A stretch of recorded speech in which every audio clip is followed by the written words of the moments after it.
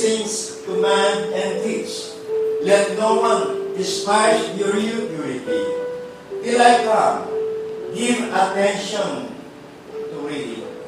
Kaya nga sa kapapastor, hindi natatapos ang pag-aaral. Hindi sapagkat narating natin yung sinasabi natin to pursue the Word of God. I charge you to practice the Word of God. I charge you both to preach the Word of God. And I charge you to maintain your righteousness before God and before man.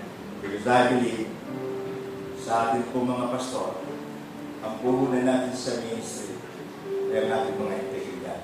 We now acknowledge your presence in our midst. Ano ang pinakadakilang pastor? You are the great shepherd. And we are just undertakers of that great shepherd, Jesus Christ.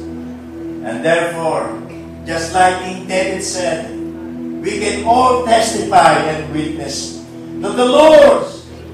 And I know that you will have each one of us, even my associates that are standing behind them, as I declare this morning, that we will be working together in unity to pursue the plans and purpose that you have for this church.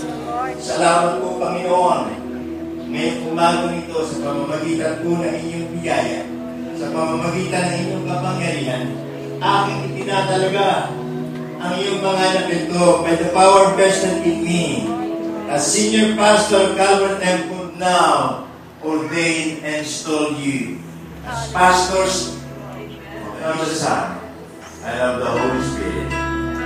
Amen.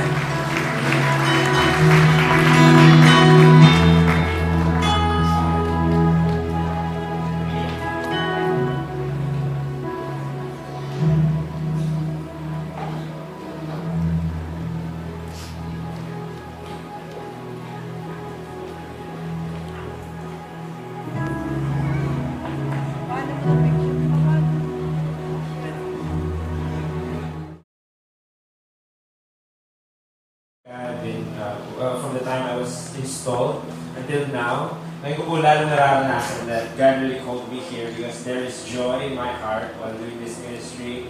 So, hindi ko madali, nakikita po natin, hindi ko madali ako po nakita ko po for myself, hindi ko madali. But yun nga po, out of those hardships, the grace and love of God overflows. And I have seen that overflowing in my life until now. And I believe, I strongly agree that even the future ministries that I will have, God will still be faithful. Amen. So, and I thank everyone po for the trust that you have given to me, for the respect ko. I really thank people who, even at a very young age, they really respect me as a pastor of this church. And I just want to give back all glory and all the praise to God. Sige, palakpakan po natin ang Panginoon sa Panginoon. God bless you po sa lahat. Masasabi ko lamang po, for all these things, for this special moment of our lives with Pastor Paul, all for the glory and honor of our Lord Jesus Christ.